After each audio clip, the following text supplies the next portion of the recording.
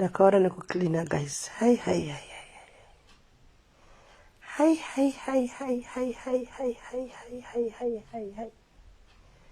Hi bo. Good morning guys. Good morning. Hey, what's kana it's high time ndichitsvaga anti vanondibatsira pakuda yeupa inondibatsira. Munozandamka na 6 ndichita thara cleaning chaiyo nanhasi ndiri pakati. Hapana 12 o'clock toda kuenda kuita something. Yes, Mr. Chipatani maita mutenda wadzana mukizi tariro muganyi. Mamutegere memory mafirakureva ngawe pano. Memory mafirakureva ya pano. Yes, Josie. Memory mafirakureva wadari watu ndaundirova uya uchiuya undirova uya padeni ndipo. Memory atadaundirova uya. Anchakira kadzoka adzoki ngagangambogara ikoko. Asati. Ambogara kuzimu kutomita zvakanaka straight.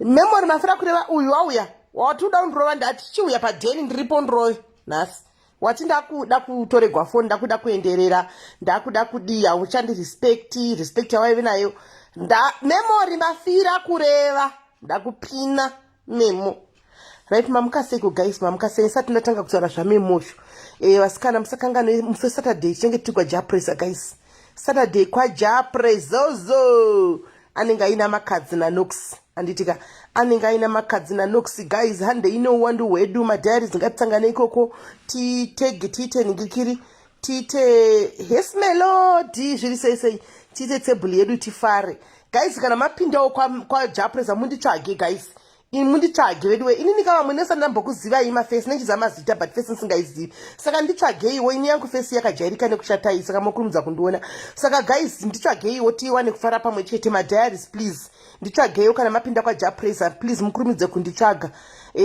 ndandiklina ija egikondodiko ndocleana hapana mnanotsikatsika manje problem noti papa ndatopedzaka manje ndakutovhara dhoo rangu ndakutomboenda ndosora ndisipo ndosodzoka time saka pana munhu anenge achitombotsika kana kudii andoona munhu anotongozo ane problem yekujamba pamakauches ndikeli unoona kuti makauchi angu haisi mucheka ndakatoisa mucheka ini ndakaona kuti zvandingasvibisigwa nakeli anenge achijamba paya ndikati yesu ndikati anongotamira kana uripo anenge akagara zvakanaka ukangobuda anoita kuti ange ane shavi chairo kuita kujamba achiita kuti chitsoko saka ndakaona kuti yezvo hapu anonetsa of course unogona kubvisa zvimakavha uchiwacha uchidipa kuti ndingakaura nekuwacha makavha rega ndikatora zvimucheka zvakare mozana anonzi machiyabhega kudharaya ndakawaridza ngaajambire pamusoro ipapo ini handina problem nokuti mumba mangu hamupindipindi vanhu zvekudaro hamutopindi vanhu saka ndotokarisa machiyabhegi kuti atambire pamusoro pemachiyabhegi ipapo zvowachika zviri nani anomaona right anenge ari kumidrange inonzi midrange country view kujoburg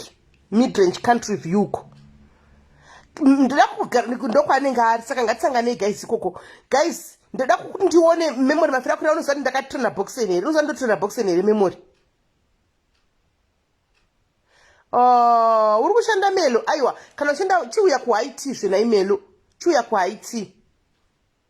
kuhaiti kana uchishanda paweekend kwajapresa tosangana zvo kuhaiti tosangana kuhaiti memory unozaira ndakatraina boxen nai maini munoziva kuti ndikakubatai haka chai ndikakupai apakati munofai kupinda kutangira pa150 200 zvichienda ndichakukandirai flyer futi manje riripo asi ndichakukandirai rimwe futi memory ndikakurova apakati you die my sister because me I can beat people I can fight like a lion I can bite people ndinoruma ndakaona kuti uda kundivigira fire chako ndinokukwadabura nyama kukwadabura zheve kupfira uko wazviwa ndinokurova memo kukurova zvo zvekuti ndikakuzhadabura mazhabaya unoshaya kuti maya mapiya haufa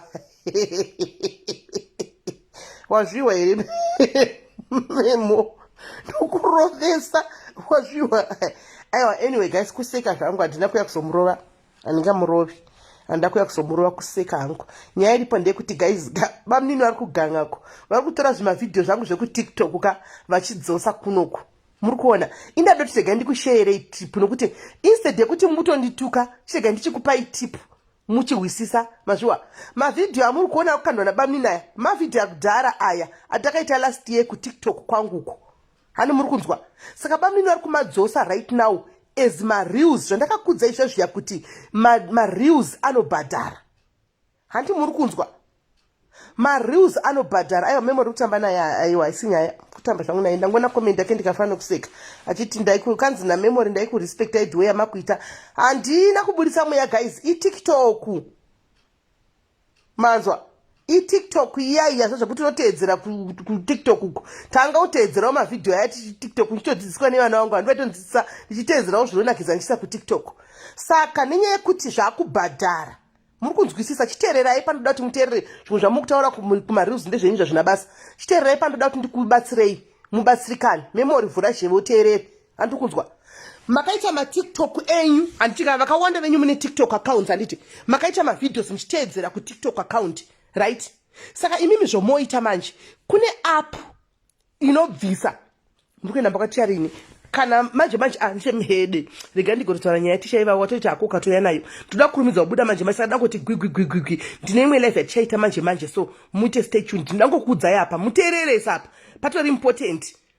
Aiwa iTikTok ndoda kuti muteererese hani muri kunzwa imimi chimbosiyana nezvevhidhiyo yo kuteerera zvandoda kuudzai pano right. Saka imimi makawanda manje hakuna mudhara anofanira kuti anzi ndikushayiwa mari yekubhadhara funeral police handitika kana kuti ndashaya mari yemagetsi ngatiblesseiwo vanoti maybe handina foni inda kuTikTok ndovotengerwa magetsi handi muri kunzwa. Saka imi mavhidhiyo amunoita kuTikTok ayaya kuya pane app teerai munzwe pane app inobvisa chakanzi TikTok hani maona mobvisa chakanzi TikTok wobvisa odownloada mavhidhios ako futi anosara mufoni handiti munawo mufoni you go to the app inobvisa chakanzi TikTok yaya wobvisa TikTok nokuti ukakanda pamareels yakanzi TikTok haubhadharwi handi muri kuzvinzwa.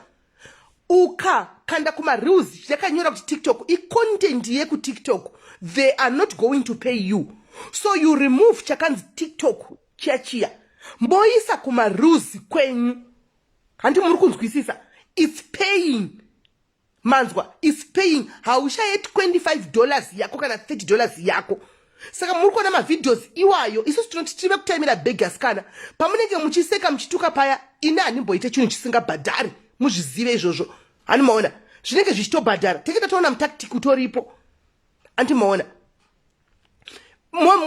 mirainonzi apinonzi chimira foni yandiri kushandisa munhu anoita zvese zvindiba manje foni orit mira ndigwafonda neimwe foni let me call him neimwe anoda page iri mareels haanei nepage mareels haana basa nepage mareels haana basa nepage hanzi naBritish is right. Yes I am right. Saka ndonchiona tonenge vachituka kaBritish ka havasi kuunderstanda what is going on. Saka ndakuchivapo tipu kuti vazive kutuka kuna basa kutukai but ndikutokuudza kuti ini ndikutoita mari nazvo handi maona ndichakuudzai apo mirai hani maona ndikutoita mari nazvo. Saka mobvisa cheche chakanzi TikTok ukangokanda chakanyorwa TikTok ka uri kufira mahara hapana zvaunobhadharwa because icontent yekuTikTok. Remove chakanzi so anyone can do it guys, anyone, all of you here 1,000 people you can do it hani maona you can do it. Hazvine ine blog hazvine ine page guys mareels munhu wese kana une Facebook mareels chiripo chakanzi reels hani maona you just monetize your reels. Hello sis Jenny, you just monetize your reels ako and then wodini wobva wataka kukanda manikikira ako aya zuka ane mari inokwana munhu wese guys zuka ane mari inokwana munhu wese. Saka handisi kuziva ndakambokuudzai ndakudzokodza futi ndeke chimiliyoni aka hani maona kuti hazvine ine mafollowers because mareels ari public handiri kuona. Saka munhu wese anongovhiyuwa ari public. Saka the more those reels are viewed paya muchituka muchivhiyuwa paya the more money that person akanda chinhu chake ari kuwana mari handi muri kunzwisisa.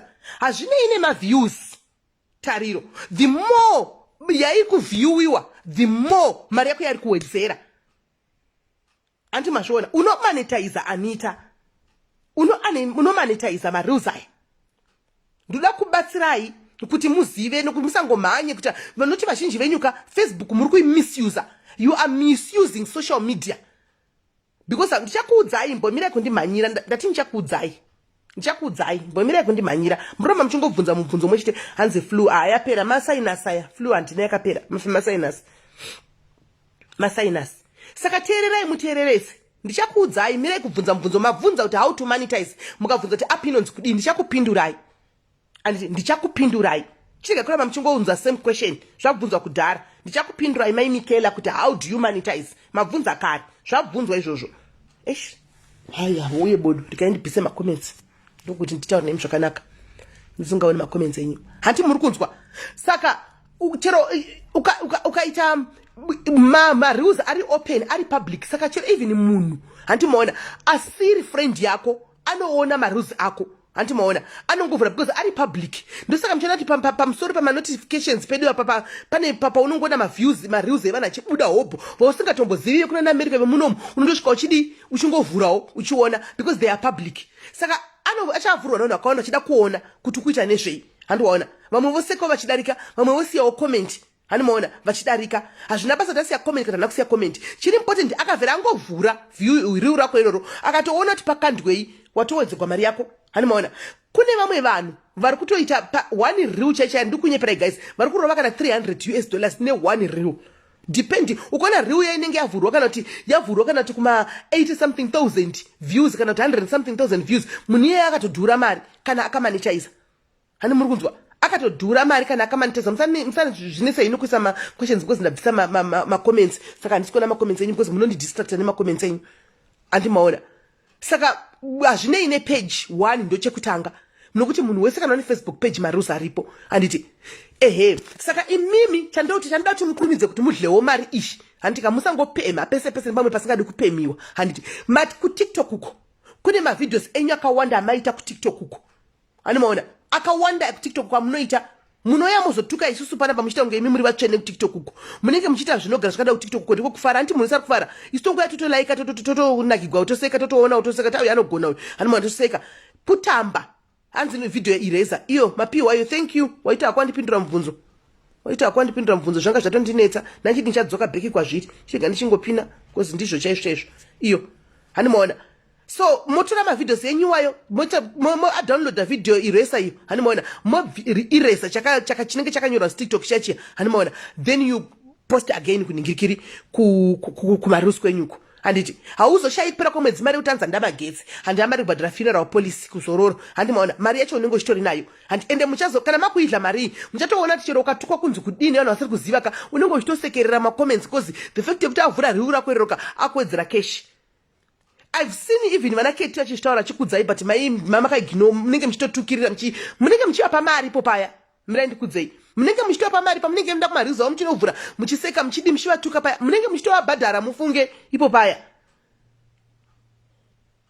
yes Candy Jones hazvina basa toita video yekutamba kana techi you can do any video it's not about video yekutamba kana kuti video yechi guys any video yaunofunga kuti unogona kungoita handi Keti tried so many times kukuudzai nezvenyaya yemarules kuti guys pamunoenda muchinomutukirira paya akaenda kumarules ari kutobhadharwa saka dema muri vamwe makangwarika musamutuke kopai skiri hani muri kunzwa musamutuke kopai skiri muitewo mari zukani mari yatinokwana tose guys bhegi razuka hatingaripedzi guys itorai mari yazuka itorai mari United handimaona too much money on rules marules anotorine mari manje mufunge handimaona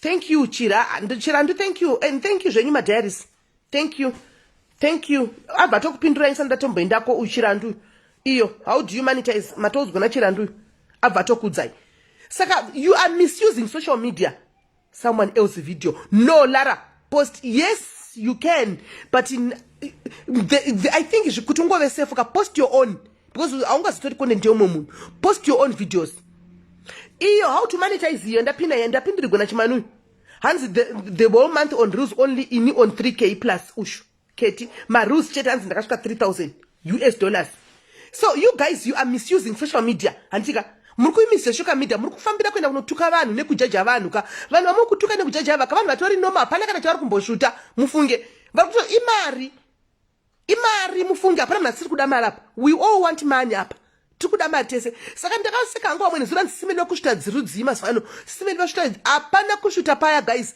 ini ndikutotora bhegi paya imi muchingoti simeli vakushuta mamhene zvavari kushuta sisimeli vakuda kutorerwa foni simeli vakuda hapana paya guys mari yacho unisa ma-account details ako ema pavanotongo kutumira link racho and everything zvese vanotorequesta ma-account details ako iwe handimaona munoisa ma-account details enyu munotolinka nema-account details mari ndopinda ma-account mako Instagram is also paying. Yes, Zoteri, Instagram is also paying. Ini kana makatasa tagarira kwese. Ini ndine boys rakachanga mchangamba mnini. Tagarira kwese ku YouTube tiriko, ku Instagram vari kutori pusha riko, hanimana ku Facebook tiriko, hanimaona. Takato igarira kukona dzose. Ndusha ndiri yes, mebundu. Ndusha ndachitaura kubva live ichitanga wani. Kuti mune ma TikTok account mimi chindaipa video iresa, munobvisa chakanzi TikTok chiya. Musaposti chakanzi nechakanzi TikTok. Nokuti aupiwi senti. Hanimaona, saka kubva nhasi makuziva anzi per real or per month. Per real asi mari inoipiwa pamwedzi. Mari yako yanga chingoikombaila, vachingoikombaina, nozopuwa mari yako yese ka1 kumwedzi. Kana uchida kupuwa ka1, kana uchida kupuwa pa 6 months ndiwo unongoisa usetup yekuti mari yangu muchandipa after 6 months yawanda. Kana uchida kupuwa after gore, uchangoita kuti mari yangu mundipawo after gore. Handika inenge ama thousands amoti mangani. Hanzi mamwe wangu warira mari. Aiwa ndakangwarira mari keta, ini ndiko kwese. Ini mtaktiki wacho wese nditotouziva, wese nditoriko. Mutaktiki ndiriko. Saka instead yekuti muni ndakupa yo tip ini munoenda munovhiwa marules angu ayande ndichita msikawa. Indai munodongorera ikoko, ini chidongorerawo enyu. Hanimaona, tichipanana masensa aya. Let's share. Hanimaona. Musatuke vanhu mukaona ndakaona mwe muchituka Summers abudisa bikini rake ari kubeach. Hanoona mukatanga kumutuka guys, makamupa mari nokuti makaenda nouwandu hwenyu mukashare chividhio chiya mukachitenderedza mukadi mukati honai chembere sina hunhu honai munhu akashata body, but makamupa mari. Mufunge makamupa mari ipo paya. Toda kutokudza ichokwadi. Zvemukuru handizozivi, joy zvemakonzi handizozivi. If you are good in cooking, thank you Kundi. Kana uchigona zvokubika, ita content yekubika. Ita tuma short videos tokubika. Handika ita tuma videos, and this kuti ma videos enyu guys ngave kutamba aiwa. Ma content akawanda muno ku TikTok muita zvakasiyana uko. Hanti unogona kubika, ita chi video chako chokubika. Handiwana teach us how to cook omelette. Wakanda pa maruza. Ita chi video wakanda pa maruza. Animona kana uchiita zvenhingikiri, uchiita personal training, gym izvi, tora ma videos, tuma short videos uri ku gym. Animona tora tuma short videos uri ku gym woya ukanda. Kana uchida mbotapsika uchita modeling panza apa, ita tuma video wana chikurekoda uchimodela iwe uri kusa zvauri kuita. Animona ma reels anobhadharwa munhu wese mana zvinene page inga ndikukudza iwani. Animona kana uchifamba kumombe uko wakaisa mombe dzako apa, tora video ukade ma reels. Hanimaona ukada umbofunga kupenga musiwo uchiimba. Hanimaona uri motamba kuchidza music kanda, but usakande musapise music yekuna America munobva mablokiwa same time. Iridzai music yekwedu kuno kuAfrica ukwe. Handi muri kunzwa. Handi mazviona. Saka ndati ndikuudzei memory mafirakureva munin'ina. Keep on respecting me. Sisi vako vari pa social media kutsvaga beg Kate has 9 lives sha.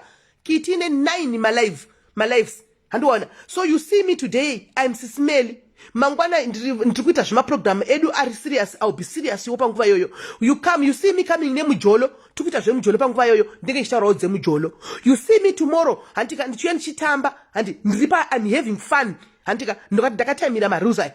Ndikuitawo fun yangu. You see mangwana ndikuitawo whatever zvandikuita pari kuchema ndikuchemawo. Handiwana I'm crying never kuchema. After all, I am allowed to have fun, guys. Despite the fact that tinobata nyaya dziri serious panomboya nyaya dzakadai so, handingagari ndiri uptight always. I cannot always be uptight kuti ndofana kuita munhu reformer andigoni kupretenda, guys. I can't pretend. Handigoni kupretenda. Handigoni ndoramba chingove formal. Ndakangomirira musondozoya nenyaya yeguest pamwe pose apa nechidongora chitowa moyo mwachitamba chidoku kutamba aiwa. Hatiti izvozvo. Guys, ndinoita ini ndiri munhu anofara manje. Ini nditori free spirit yekupedzisira manin'ina vangu ndikudzei. Free spirit yekupedzisira yekuti ndikasvika panenge pane pati inobhowa ndinoilaita pati yoyo, because ina handinyari ndosvika ndotanga kutozvijaivhira, ndotanga kuto ini ndo I'm having fun, I'm living my life, guys, the way I want to, the fullest. Animaona to the fullest. Ndikurarama life yangu. Mukatondudzira tsira ramasoka, and saisisiri life yangu, guys. Allow me to be me. Ndombofarawo ndina kigwe ndichita video and ndauta kutevedzera kuti TikTok kwa I'm going to follow you. Ndichakusira account yangu TikTok kunyuwa ndine account yangu ine 20,000 followers. Ndakanga password ndizvo zvokusana jaira kuinda kweshe ku TikTok uko. Ndaingopushiwa kana Shakira ndiyangu kuti mama itaika ku TikTok mama pinde mu TikTok. Ndiye ainditira zvose zviya. Hanimona. Zvino mazana hapo. Nditamira kana dzoka ndihande mwanangu dati change zviya. Hanimona totanga. Hanimona. Saka guys, don't misuse social media. Muchinda kunotukana nevanhu, muchitedza macomments evanhu, muchitedza kuti ndinganyora kuti disi simene vesa comment kuti chimutora macomments mufambisa. It's nonsense. Hanimona. Torai mari. Torai beg united. Ndoka nchikudza kuti munenge muchituka vamwe vanhu vemuchituka vari life dzavo. Hanimona. Vanotore life iri nani kudarika iwo uri kutuka munhu iye apa ari kutsvaga futi beg pasocial media. Iwo uri kutsvaga data rekuya kuzotuka vanhu kuti uone kuti nhasi kwapostwa ninga ari kunzi chii. Ita data rekuti uite zvinhu zvako kande kumaruzi uite mari. Make money nazuko. Hanimona. Make money nazuko. Zukani mari inokwana pa munhu wese. Guys, of course ana kuno ku Africa mamaruzi ake hatizobhadhari kunge vari kuma first world countries, but I'm telling you guys, hanimona, one video ndine video inini yangu yandakatamba yendombolo imaiziva yandakatamba yendombolo na nhasi chiri kumonetize ka. As I'm telling you right now guys, video yave pa 180 something US dollars. 180 something US dollars. Iya video yandakatamba rumba yapa 180 something US dollars. Ichiripo ende chiri kuviewiwa. Hanti ndofunga pane zorega kutariswa nevanhu ka inegona kungetopinda kana 400 kana ku 300 something US dollars. Anti maona. Saka please hanzi ndonyara aiwa wadzanai aufangi kutamba. Unogona kuita uchibika, unogona kuita zvima saying, unogona kuita zvima course, unogona kuita zvinhu zvakawanda. Anamboti tambai mese. Anamboti tambai mese. Animaona. Saka ndati ndikuudzei guys.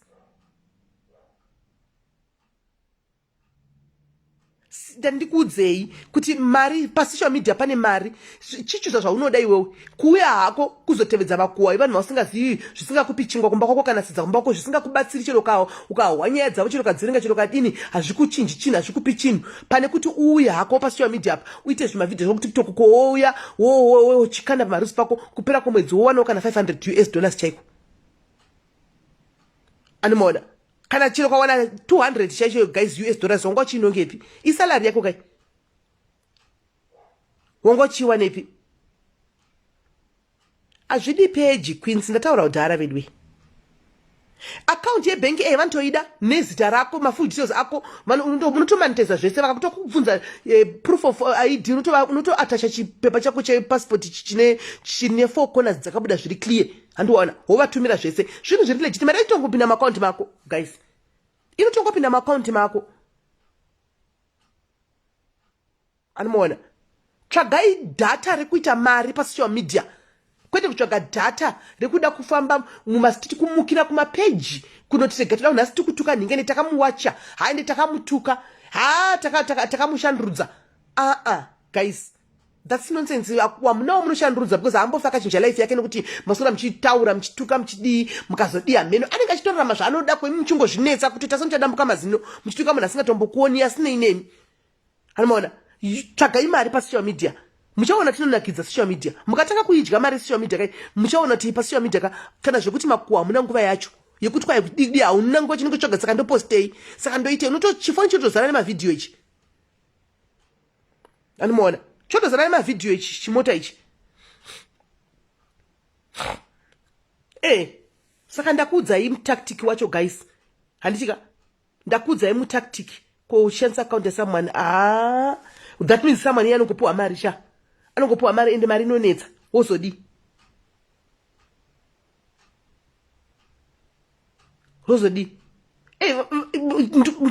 Chitai zvandakuudzai munoti mari mukataka kuidla mari pasocial media ka hamunango vana mhosva vari kudla mari dzepasocial media muchambovaona kumakuwa mazivano.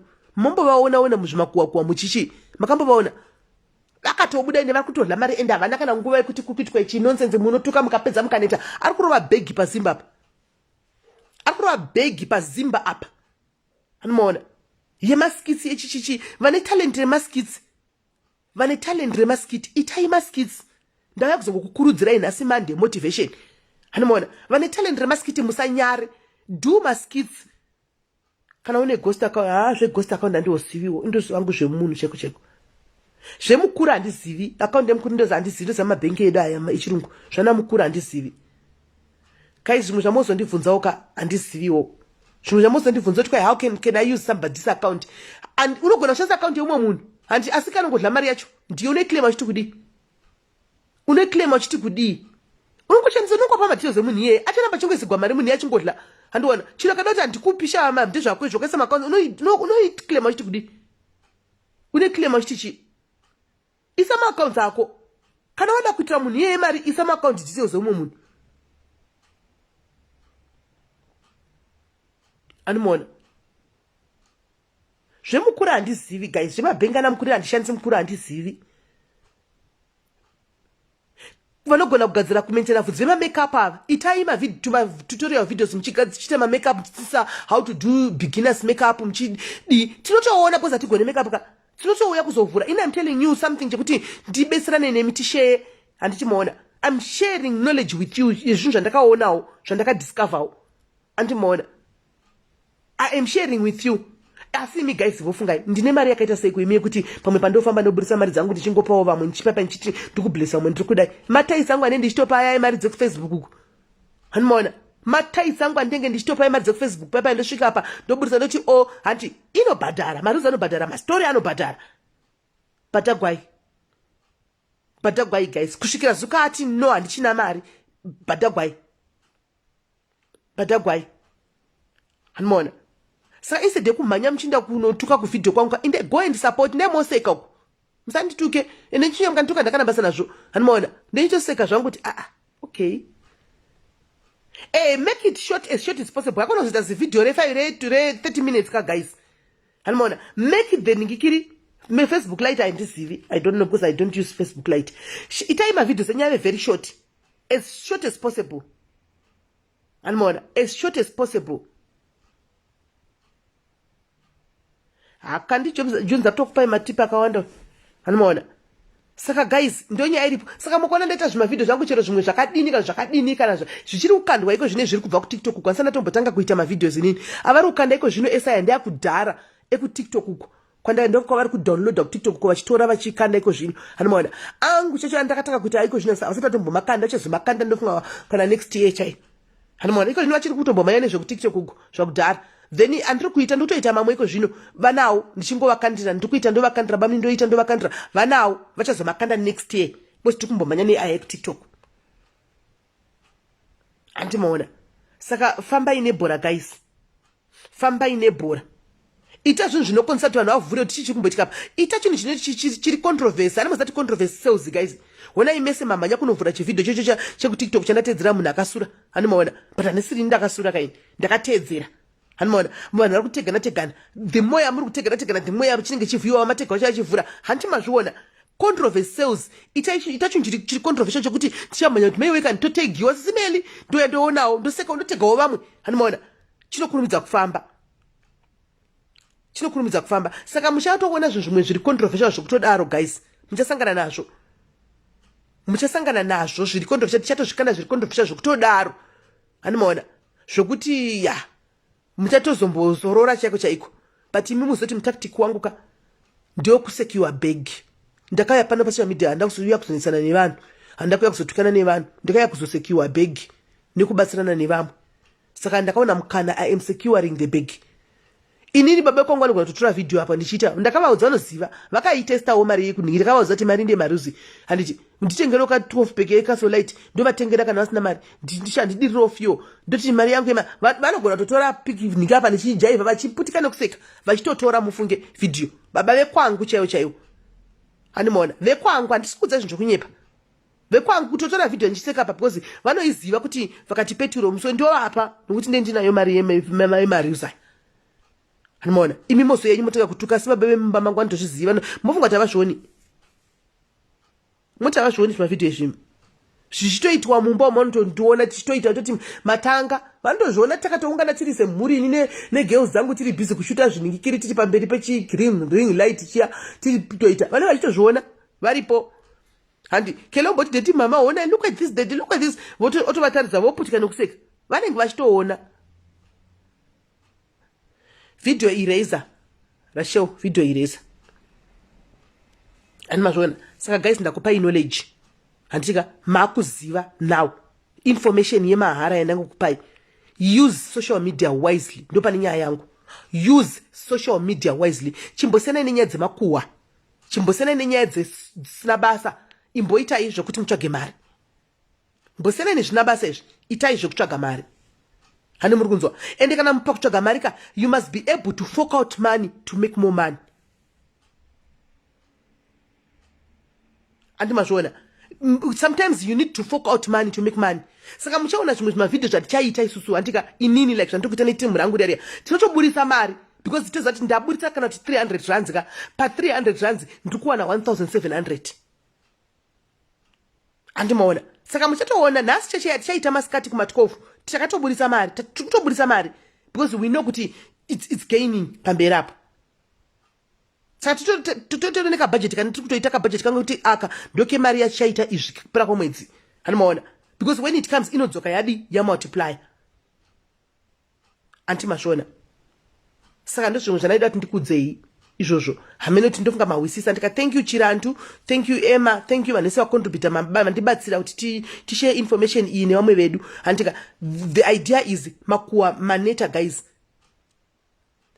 kora anodhura mari kanti kora anodhura mari kora anodhura kora obidi hashande anorama social media kora obidi paamerica apa hashande uya mwana anonzi kora obidi mwana wangu ya hanimaona anorarama nesocial media guys zvandiri kudza kuti use social media wisely mugomutuka kuti ndanopfeka hure stripper agodzoka mangwana akaita wese imi munofunga kuti stripper kana makamutarisa munofunga kuti hure imi kana makamutarisa mwana uya harisimbori hure content yake ya that's her content and hakuna mnhu ari kuita mari saye pasocial media kumanhikiri kumablacks hakuna mnhu ari kuita mari semwana uya pasocial media ari kudhura mari semari muchimutukirira kudaro ka muchinovhiwa muchimutukirira ka achidhura mari maruzi ake checho anzi pamwedzi so ahead tanosvika kuma 25,000 US pamwedzi that's why she's affording to pay my lawyers a divorce iye asingaende kubasa akadisa mwana wake in one of the most expensive schools mustate yanogara kuamerica uko one of the most expensive schools isingle mom toziva kuti Justin Dinu uye anonzi abhadharika namari yemaintenance but that was a slip up kaya letu hambotori ane lawyer riri strong riya lawyer riri strong hambotori mwana uya uchaona that was a slip up inongoitika kumunhu wese iya animaona saka one kuna kora akanotenga jipu ya kajipu kakatika kaka kasika jipu kutamba nako kaya kajipu kaka ka brenters mai mwana akanokabura anza katorota making it yetu kai anotaura kuti ndamone tichiginwa kutuko ere hamoni ndichitoiginwa zvanhu zvamwe muchitaura kuti kudi muchidi ndechitoti vanozvine avanhu vanopenga chete shosho mukundibasira kundisa mari mondituka futi hanimaona ex-husband yake chentori nejealous nakora just Dinu uya antori negujera because anoziva mari rito nemukadzi uya hanimaona ari kuita mari charisa ijipi yakatenga cash guys haana kutenga chikoreti cash isu kuno kuafrica toita basa rekusora chingotedza makuhwa asi vamwe vachidla mari kuti chingotedza kunobatsira kunoona munapate tiri pakora paya tiri glued kwakora kora anogona kuita live video yake achingobika takangoungana tiripo achingobika yake masaladi ake tichingoona hapana chiripo chinoshamisa odzoka ende pazuva anogona kuita malive kana 6 esanenge achingobhadhara oti gare odzoka handika achiita jimu yake yenyema achisimudza zvimagaro achidi totanga kutukirira hanimaona iye ari kuita zvake mari apedza odzoka akashama zvake akapfeka simikosi zvakasiya magaro ose pashaya hanimaona otanga kuzunguzira magaro motoka kuti ure bitch chiwe ofa zvake nokuseka ata mari yake atora mari hanimaona achidaro muri kuzviwa guys controversy sales saka muchabatsira vanhu kuita mari muchibatsira kunotuka chiregai kutuka vanhu chiregai kuita chiitai zvokuti muitewo mari chiregai chiitai zvokuti imimi muitewo mari handi muri kunzwisisa point yangu zvokusumuka makuseni uchimuka kumhanya kumagrupu kuti kwai nhasi kwaposti wani kwazonzi vani ihure mamona kwanzi ihure vaya kwanzi ipi mamona kwanzi ingomwa akazvara mwana wani ngomwa iya hai kuipi anzirei hure nekazo hazvibhadhare animaona hazvibhadhare zviya zviya itai zvinhu zvinokupai mari itai zvinokupai mari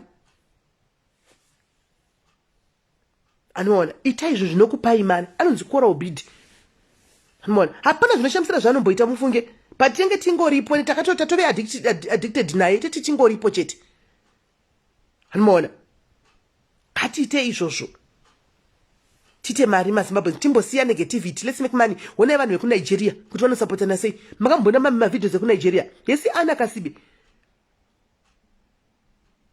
vanhu vekunigeria muna mavidhios avo anovhiwa kuma 300,000 video yelast month 300,000 views vanosapotana anomaona vanosapotana isusu pana kuti tinosapotaka uri kuenda kunoda kunotuka munhu yekunomudza kuti uri hure iwende kuziva upi hapana nezvikwereti uyu the love of money shamwari lois hapana masiri kuda mari even iwepo pana parutoida mari sha urutoida mari hapana masingade mari shamwari hapana masiri kuda mari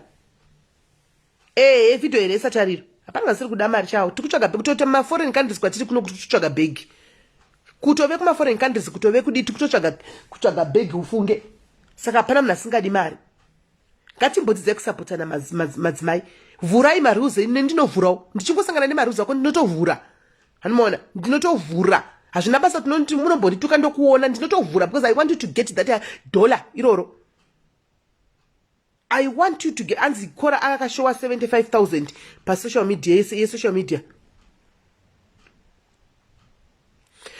kaleni meri ati ndikutsvaga mari ndo mari yacho ka iyoyo kusocial media iyoyo ndiyo mari yacho yekumaruzi iyoyo that is the idea iyoyo yekutoti matoisavha ndakaita zvinhu zviri fani papapa zvokupretenda kunge ndaburitsa mweya ndisina handimaona ndizvekutiktok uko mukatoita viral mukaifambisa that's the money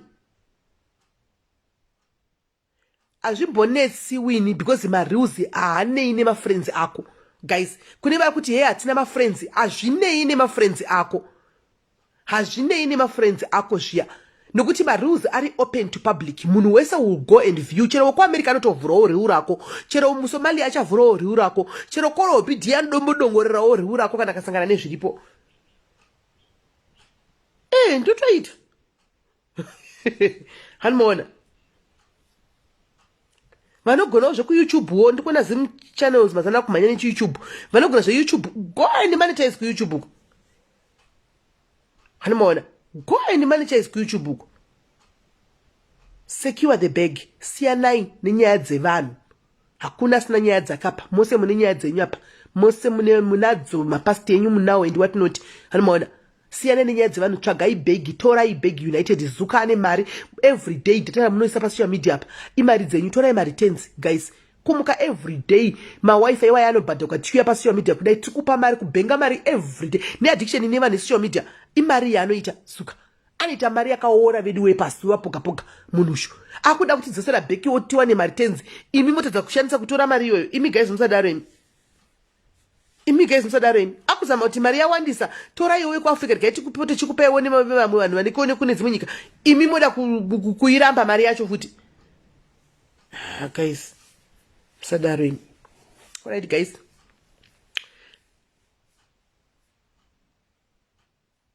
ndakuinda guys ndakuinda kuna tichavaya ndichainda tichavaya nezuro havo vakazosenda maaudios kune vakazounbloka mukadzi wavo uya vakatanga kuti kune ex-wife yavo ndakuona sezvanga vachiita vanhu vawatumira kuna SIS MELLY wawati uchainda vandifonera chichisi ndataura navo ndakatongomirira pavachauya wati ndikuona sezvauri kuita nyaya iyi ndedu tiri tu ngatitaurirane ngatiwirirane tiri tu wati akuda kuzama kurizina nemukadzi wake ndikati nemukadzi chera akarizina ndandamboti kune mukadzi azviite here kuti uye kuno kuti sangane naye tese mukadzi akati ndiri kure ndiri kuCape Town hanimaona kuti usvike tichaura saka akati ari kuCape Town kure saka chana noona murume wachona kana mukadzi wachona chiendai then we talk tomuudza taufa then totanga sei Hands, I remember one day spent 4 hours watching Gua gossip will kill us. You see? And after after once got the gossip, what did you do? Wakawedzera mari into your account. Kuwa re munhu wawainzi akatedza kurarama life nekuti wakachinzwa Gua. Hapana, it never changed anything. It never changed anything. Saka utonyatsogara pasi ukanyatsozfunga chaizvo zvoka unotoona kuti hapana.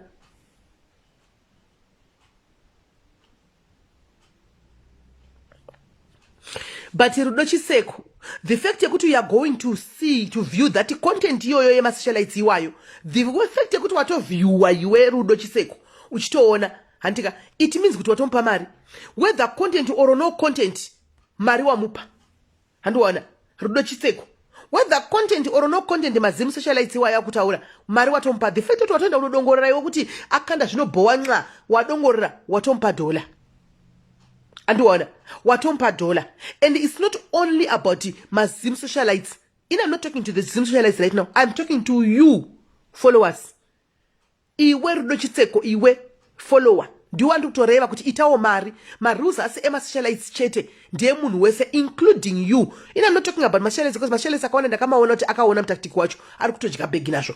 Ndikutaura iwewe follower kuti itawo mari zvavari kuita ma socialites aya. Itawo uite begi. And one, itawo uite begi. Zvokuti masocialites azodai siyana nazvo iwewe. Siyana neyavari kuita. Siyana nezvavari kuita. And one, kuti vazoita zvinobowa seka kuti vadii siyana navo. Iwe do your own thing. Get money. Tora beg united. Chete. Zvavari kuita zvinobowa kana tikaita zvinobowa zvakadini kana zvinodini. Iwe ziva kuti mari yapinda siyana nazvo. Iwe focus on you, ita mari yako iwe. Nokuti zuka ari kupa munhu wese haasi kumbopa mazimu socialites mari chete, ari kupa munhu wese newe. Andwana izvo zvokuti watonovhura izvo kana munhu akaita vhidhiyo yakapa chimwe ati saka ndozvatakaunganira izvozvi asi tatoona ka mari atoita zvinobowa izvo asi tatoona mari atoita antimaona. Saka ndonyaya iripo Rudo. It's not about me or the other socialites, it's about you. Iwewe, I want you never like a 3 hour kuti iwewe uitlewo mari yazuka. Andiwana because mari iri kupiwa munhu wese haisi kupiwa mazimu socialites chete. Itawo mari, tora begi. Wanzwisisa kaRudo, maybe wangasonzwisisa point yangu. Now wanzwisisa. Torawo begi. Pinda kukwidzana navo mazimu socialites aya. Kukwidzana navo iwe kana uchiona content ndinonagiza darika zvavari kukandaka, then it's more money to you. It's more money to you. Ita izvozvo. Isusu ukame ndiwochika. Ndotongoona uchidarika kanzi Rudo apo ndotovhiyuwa. Handiwana. Saka panodamna nenzeve dzekunzwa apa. Kana wanzwa chitanga kuita tuma video twako nhasi.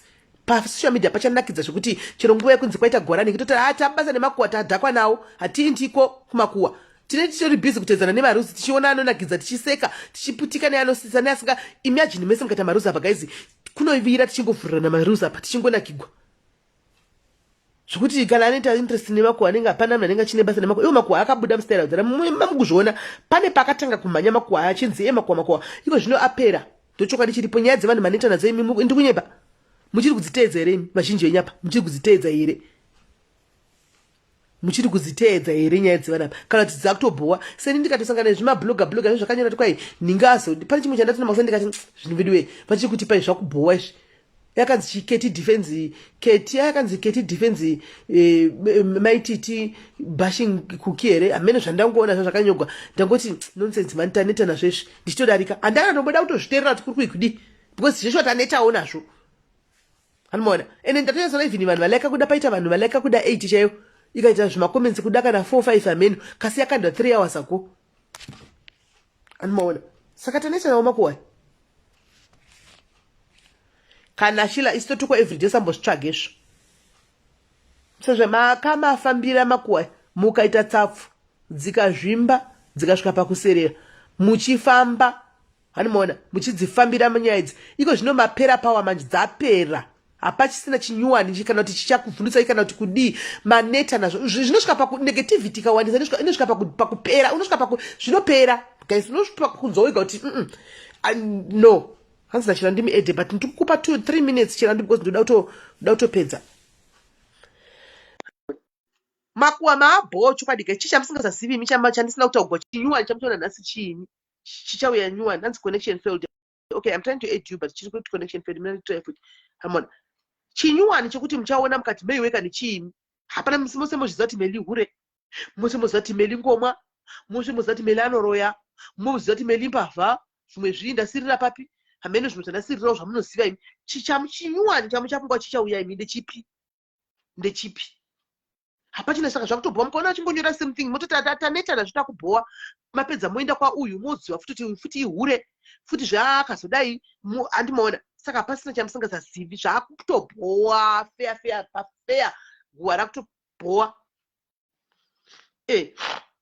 Nailara peniya ungaenda kunozvijustify here kuti mazonyepa mazodai kuti kudi wotomhanya nezvari kukudza vakatokuti hure kuti hendiri hure wotomhanya nehure ihoho kuti ndiri hure mama tichi uri ngomwa hendiri ngomwa ndipeka ndiudze kunotengeswa vana ndotengawo ndiudzei kwavanotenga ndotengawo hanimona zimuroyi ndakatodla ndakabva kudla munhu nezuro kodumbu rako ndo rakadlera ane muromo wangu ndo wakadla iwe wakwana papi uri kuda kudii ndakadziswa newe here kudla kana ndakadziswa mba kwenyu kudla nyama watopedza ukasora uchitotwai nda kunozvijustifya kuti kwai handiroyi handisi hure ini ndakazodai kana manya nezviripo hanzi my viral reels software my way ana wakarimonetize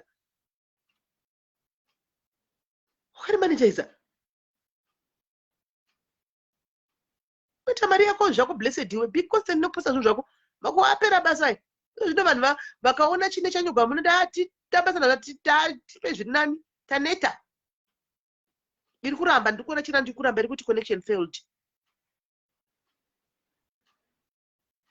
Exactly, Ethel, and we are tired. Can you just go and try and justify each and everything that is being said by people? Never. Hello?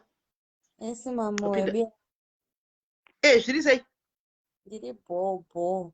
Ndanditongoda kuwedzera panyaya yemareels. Handiti vanhu vari kuti hanzi toita sei vanhu vari kuti following. Tinoitika kuti you don't need to have a page. It's an advantage. Sekunge SIS MELLY vane vanhu vanovaziva already. She's got like vanhu vakawanda following. It's good. She doesn't need to hashtag because obviously her reels are going to be out there. But wakaitawo semunhu akaita senini ndisina mafriends akawanda ndisina following akawanda. You need to make use of hashtags. For example, when you post a video, you can do hashtag prime or hashtag depending on your post that hashtag love lives here, hashtag good food, hashtag chakati. Those hashtags will even will actually tell you what this hashtag 3.3 million views, 1 point something views. Use that hashtag. And then you get people following you on your actual page, not page, page, on your actual Facebook, on your actual Facebook profile. Hazvine page, tell them kuti hazvine kuvhura page. Vanhu vanokufollowa pa-account yako iwewe, your own account. Pa-account yako patorine munhu anotokufollowa from those reels, just like you view my normal reels. Pane option yekuti follow. Kana waona reel, and then you follow it. That means you want to see the reels again. So make use of hashtags. Achitomborine nekuti avedu ndifollow ndiadvertise reyo page yangu. Make use of hashtags. That's how you gain following. And do not take a following from people all over the world. Azvinei nekuti maZimbabwe kana kuti izim community nini angu mareels atomboonekwi nezim community because ndozi I know how we are. Anotoonekwa nedzimwe nyika. Zim community asati zvasvika ikoko zvichati zvasvika hazvo muchazondinzwa ndaunzi maiwe onai zvazodai. But angu inini kuzim community hatombosviki, anotoonekwa nedzimwe nyikawo because ndakatoona kuti ndikada kuita zvokuti ndatanga page pressure yacho handisati ndakuigona handakusimba nemazimo. But make use of hashtags. Video kana uchibuda kana usingadi kubudisa face yako maoko ako chaiyo or even not even maoko, just creativity. Inongotarisa maoko iwayo kuti kwata unozati kune vanhu vari kuita basa rekutouya necontent yekudya mavhu ivhu anti unozati ivhu riya rinodyiwa rinoti rineka like ukariti rinoti I see. That's soothing. That's kind of soothing. Titakatogara munhu achisenga zvitonakidza achitsenga vhuya achidya takatotarisa ipapo And some people whisper. Apparently, they say it's good for. It's actually therapeutic, actually, to watch. Kumwe vamwe content vachisvina yacho. mapundu, vamwe vachisvina mapundu anenge ari pamuromo apa mablackhead aya taangotarisa kudai zvichisviniwa kudai achiita mari yake. Exactly. So make use of hashtags, people. Kana iwe usingadi kubudisa face, budisa maoko ako. I do videos ndichivhura mapackages. I order things online. Ndotovhura package, ndototega kwandazviorder kwacho hashtag Amazon or hashtag PayPal or chichichi. Kuvhura mapackages, maambona mavideos emachinese vachivhura mapackages vachiita sei tumatechnology twavo, tumadevice twaunenge wainatwo twemumba. All those things. Unogona kuita mari uzvichitosakura mugarden kana kuti you are harvesting. All those things people like seeing. You understand? So make use of hashtags. Hazvinei nekuti ndazozikanwa kana kuti ndazoita sei, and make as many as you can. Usaneta. Itaunga unopenga kusvika Facebook yakusendera link, you can monetize. Manje vanhu vanoda kuti vakaita 1 or 2 3 reels nhasi mangwana akutoma hazvisizvo, sometimes zvinotombonetesa, but wakarivara vanokusendera link. Utona watopa invitation. The more views you get, hazvinei nekuti une mafriends 2 kana kuti une following 2, the more views you get. Hashtag, I repeat, hashtag. And make them as short. Usaita video yekuti inenge iri 5 minutes. Kana iri 5 minutes, let it be interesting.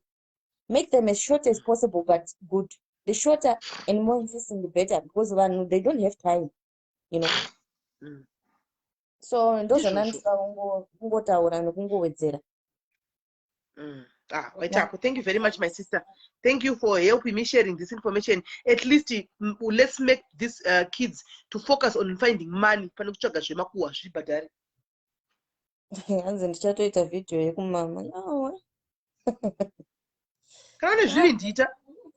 Kana uchizvigona ita. Uchizvigona ita. All right, my sister. Thank you very much. Pane vanoda kuzomhanyira manje. Okay, have a good day. Bye. Have a good day too.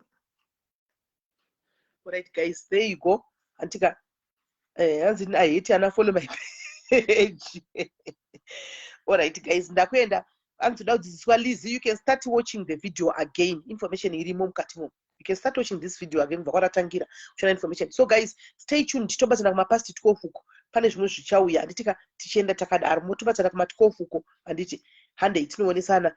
Kuneva muchitanga imimi. Don't give up. Don't forget my hashtag chakati. Hashtag. Anditika hashtag chakati. Hashtag kuti mavideo enyakurumidze kufamba. Ani muri kunzwa kuti mavideo enyakurumidze kufamba. Saka guys, move nezuva rakanaka. Handitika moenda kunoviewa video rangu ndichiburisa mweya hani maona kuti zvinyatso kufamba. Handitika hendei guys, pamberi nekufara. God bless you.